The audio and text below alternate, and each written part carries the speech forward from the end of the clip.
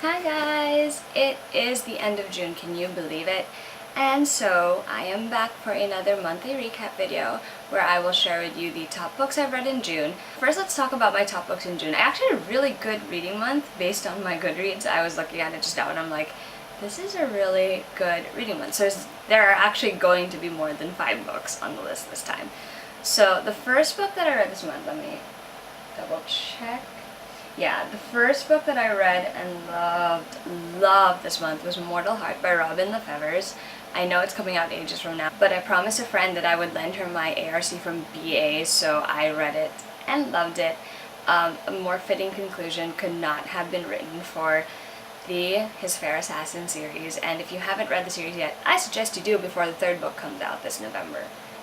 The next book that I really loved was Strange and Ever After by Susan Dennard, the last book in the Something Strange and Deadly series.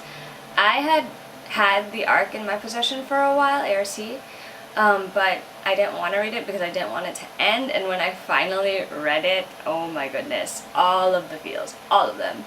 I have grown to love these characters so much, and to be able to share this last chapter of their journey with them was amazing. Plus, there's an Egyptian twist to this part of the story, so it's awesome. And I also read The Daughter of Smoke and Bone for the impromptu, well, not really impromptu, for the sort of read-along of series that Judith and I do. Judith of Paper Riot, by the way. I really like it. I wasn't expecting to because I'm very picky about angel and demon books, but I think that the way this one is written is so beautiful, and I'm actually reading Days of Blood and Starlight, the 2nd book, right now. And I also really liked, well, I have a lot of series enders this month. I really liked Ruin and Rising by Leigh Bardugo. Oh goodness, I had too many feelings reading that book, as Jen from the Bevy Bibliothèque and author of Threats of Sky and Sea can attest. I was really freaking out while I was reading it. It's just, I think it ended the way it should have, and I just love being reunited with all these characters, especially Sturmhond. Okay, those were my 5-star books. I do have a couple that were 4 stars, so I'm going to just mention them really quick. There's a romance, A Notorious Countess Confesses by Julia Enlong from her Pennyroyal Green series, which was really fun. There is also The Promise, which is part of the Thunder Point series by Robin Carr, another romance, but this time contemporary.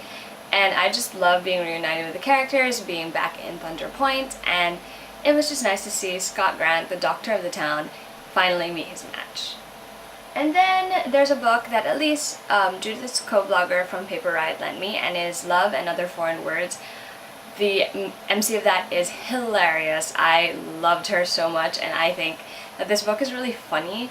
There's a lot of things about it that kind of, you know, they mimic things, or they were like things that I thought myself, so I thought that was really great.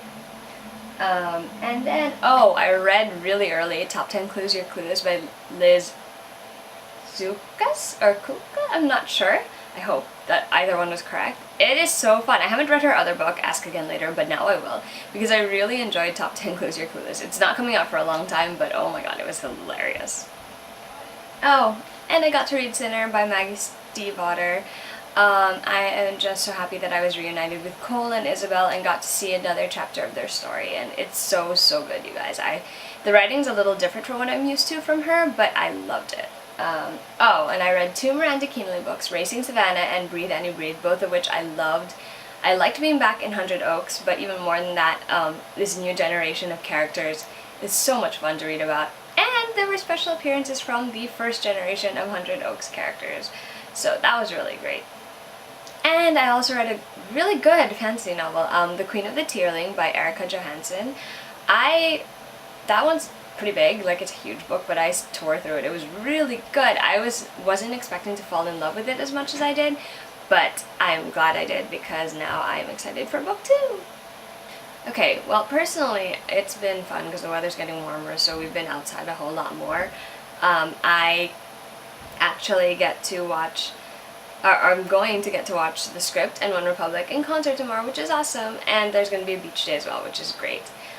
This July, I will be doing a whole bunch of things.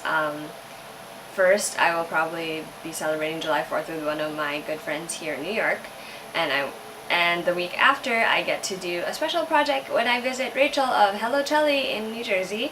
And the week after, I'm going to go down to Philadelphia for the Why Runs a 5K hosted by Melody Simpson and Susan Denner, which will be really fun. And I don't know what else is going on, but I do hope a beach trip or a trip to some other state is in the works for me.